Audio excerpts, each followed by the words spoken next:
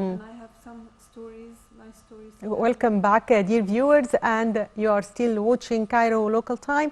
And in this segment of our program, we will talk about nutrition in the holy month of Ramadan. How can we lose weight during this holy month? And today we are joined by Dr. Manar Hassan Abdul Wahab. She is a nutritionist and she will tell us more about this issue. Good afternoon. Good afternoon. So, as we were just talking about mind detox and how important it is, especially during the holy month of Ramadan, can you tell our audience what is meant by mind detox? Actually, I think that Ramadan is coming to tell us that how much can we go for a longer time without food or drinking anything. We have to change our mindset about food, knowing that some people who was going on a journey in one of the hottest deserts in the world, that was in Australia, and he kept walking alone for like 40 days without enough water or food, and he could survive just eating some flowers from now and then. If you know this, and you also know about monks in Tibet who can sustain on one egg every week by doing some mental work and through a long breathing technique. What is the long breathing technique is to take out all of the oxygen in your tummy very slowly, and then inhale very slowly also. This is a method of combustion, that taking in a lot of oxygen that helps burning and increasing metabolism. So what we do in Ramadan is we go for a long time without any food. This helps in health, that like every day you go on having new cells, and older cells get dead. So in this process, some of very deficient or defected cells, that is cancer cells. So you mean that the body renews itself during fasting? Yes, and the cancer cells are very weak cells. They cannot go on without sugar. So while sustaining from sugars and meat and some omega-3 from the food that is very inflammatory to the tissues, this process helps to make the cancer cells dead. So if we talk about daily activities in Ramadan, how should the working out be put into our daily activities?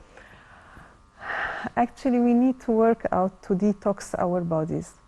Is it better before or after fasting? Before, while fasting. While fasting. Yes, because this is the most time that you are mentally okay, and you can consume the glycogen and take from your sugar in your body. Yes. From the sugar stored, you mean? Yes, yes. So it is good and beneficial for Muslims to work out while fasting. It's not dangerous. No, it's not dangerous too. And it makes you move your lymph. Yes. So it helps detoxification. Okay, so in your opinion, should we lose weight to get healthy, or get healthy to lose weight? Actually, you start by being healthy to lose weight. Okay. How does this come? By eating superfoods that has very high nutrient in it. Because while you are losing weight, you are burning fat cells. With fat cells, there are soluble, persistent, organic pollutant in it that are toxins to your body. And these are released from the fat cells to the blood stream and to the tissue, making disease or dis-ease. That's why you have to be cautious while you are losing weight, because you are releasing toxins from the fat cells too. Mm. So to overcome this effect, you have to be taking a very nutrient diet plan Mm. based on a lot of plants intake, a lot of water to drink, and a lot of herbs that help you detoxifying. Okay. So is there a connection between the gut and the brain? Yes, actually, they say that you have two brains. Mm. One, you know where, and the other one is in your gut. Because in your gut, you have a very wide scope of microbiomes. Each type of them can produce hormones. Some of the hormones are very essential to feel good hormones, confident, motivated. Actually, the gut biomes can control your personality and your behavior, like you make you anxious or make you calm. Differs from each other about how you eat. If you eat a lot of fibers, they will be a very high count, and they will affect your behaviors and personality in a good way. Eating fiberless food like sugars, like refined carbs, you will be deficient in what we call probiotics and prebiotics, and then you will have a very low count of beneficial bacterium. Yes. Yes. So also, what is the difference between hunger and cravings? Yes. Cravings is like feeling you want to eat and you are not hungry, but you are craving something with a specific taste, odor, or texture, and you're not hungry. So this is a very bad thing, and this may occur when you have anemia, for example, or you have OCD, for example. You are craving certain things. And of course, this is one of the main reasons of gaining weight. Yes, sure. I think people should learn to control their cravings. At least if you can wait for 15 minutes and they will go. Yes. So why we should never go on a low calories diet? Because low calories diet can increase hormones that make you feel want to eat, and decrease leptin hormone, which makes you reduce your appetite. So you should never go on a very low calorie intake. You should actually focus on another thing. That's what you eat, not how much calories you eat. This is an obsolete way of thinking. You should take high nutrients, superfoods, foods that have a lot of fibers that control your mood, that help you poop regularly, especially in Ramadan. And that's it. So how can more water be less in losing weight? Yes, okay. If you drink a lot of water in the same time, like you have to drink like 2 liters of water a day, but separately, not in a limited time, like 1 hour you take your 2 liters. This will deplete your electrolytes and you feel dizzy and want something sweet or sugary, and you end up by eating throughout sugar. the day? Yes, yeah. You have to, throughout the day, 2 liters. It helps in losing weight? Yes, sure. Okay. Sure. So how can we use food as a medicine? Some people treat their diseases by regulating their food intake. Yes. Rather than taking medications like diabetic people, hypertension. Many diseases are treated by regulation of food intake rather than medicine. So how can this be done? Many diseases are caused by what we eat, like more sugar, more meats. They can cause diabetes mellitus. They can cause high blood pressure and high cholesterol. So by refraining of eating these things, you can Yes. go to normal case. Otherwise, something like some food are inflammatory, Okay. can release histamine. So when you stop eating these foods and taking other foods that have some active ingredients like quercetin, which is found in something like onions, you can stop these inflammations. Yes. So also we can also see that some diet plans fail. Why, in your opinion? And what is psychology of food? Okay.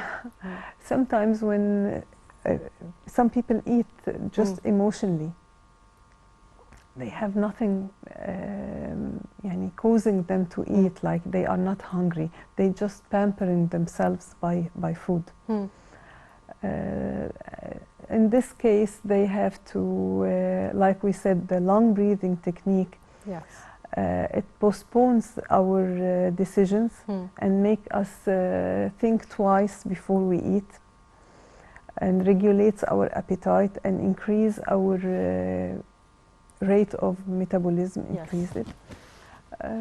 That's it. So the cause of gaining weight is not only what we eat or only the calories. It's about psychology. Some people very anxious and they pamper themselves by eating. So also Prophet Muhammad, peace be upon him, gave us many advices, especially our eating habits. Yes. So can you shed light on these advices and how beneficial they are? Like most of his sunnah, peace be upon him, is fasting a lot of times, like not only in Ramadan, yes. at least 2 times a week, 3 days every month. So this helps out lessening cravings and being attached to food and dependent on food. It helps طبعا losing weight. When you eat, and he has a lot of advice, like you shouldn't overeat. You should eat only. Should not overeat. Yes. Yes, very little amounts. They didn't have all of these variety of food, sugary food. They depended on something like dates, that yes. and fruits that have a lot of fibers in it. One of his sunnah is to break your fast on dates and water. True. And this is very beneficial because dates have sugar in it. When you take water with it, it dilutes.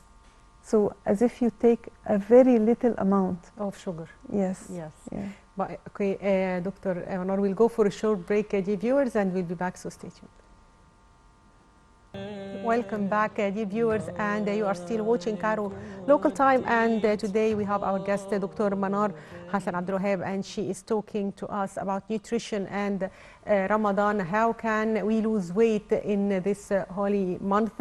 And Dr. Manar, as we were just talking about food, and how can we shift from inflammatory carcinogenic food to alkaline food that cures people? Yes. As we said, that acidic medium in your body is very carcinogenic and inflammatory. Like a lot of disease are because inflammation. And the acidic media in the body is a carcinogenic one that helps cancer cells to grow. Yes. So how can we shift from this medium to alkaline medium to stop or lessen the amount of meats in our food, because they are digested into fatty acids. Stop eating sugars and refined carbs, because they are also digested to acids. Just eating green food, like plant-based food, is the solution of this thing. Like eating a lot of vegetables, all vegetables, or and plant-based, fruits with a limited intake. Yes, fruits with a limited intake. Because they turn sugars as well. Yes, sure. But they have at least fibers in it and water in it. So you can go on taking something like watermelon, peaches, enjoy strawberries, but you have to refrain from sugars because, you know, if you eat a lot of sugar, you will not taste the beauty of fruits. Yes. Like if you compare something like kunafa or basbousa to a piece of apple, the first one has compounds called carbamides, which are made by frying any starches or sugars. These compounds are carcinogenic. Plus, it has no nutrients in it. It's just a taste.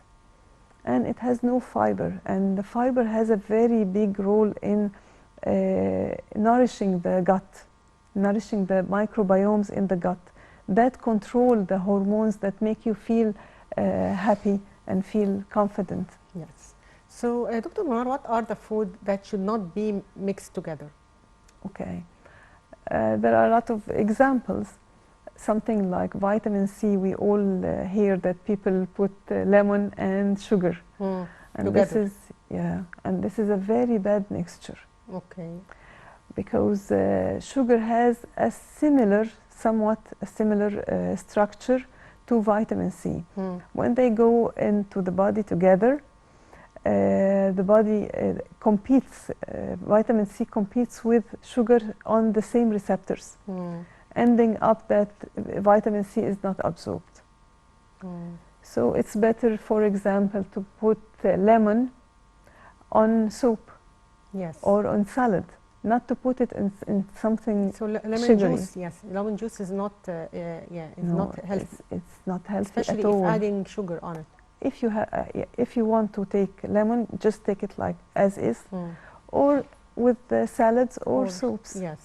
Something like we always drink, something like karkadi, with sugar also. hibiscus, or tamr hindi, and a lot of sugars. Actually, sugar takes all the benefit from it. Yeah, it takes it out. By increasing the sugar level in the body, insulin is released very high and very rapidly. Sometimes when the amount or the level of insulin is very high, it can stay like this very high for Several something days. like, yes, 2 or 3 days, and you are not burning And what what are you're the eating. consequences of this? If you have high insulin Insulin levels is a storage hormone. When it's released, you will not burn any fat. Okay. It will be in a storage mode. So everything you eat, yes, is stored. Everything you eat is stored. So and there is a very big disadvantage also of eating a lot of sugars. You have something called insulin resistance. yes. Yes. So This happens in people who are overweight, I think. Yes, or who eat a lot of sugar.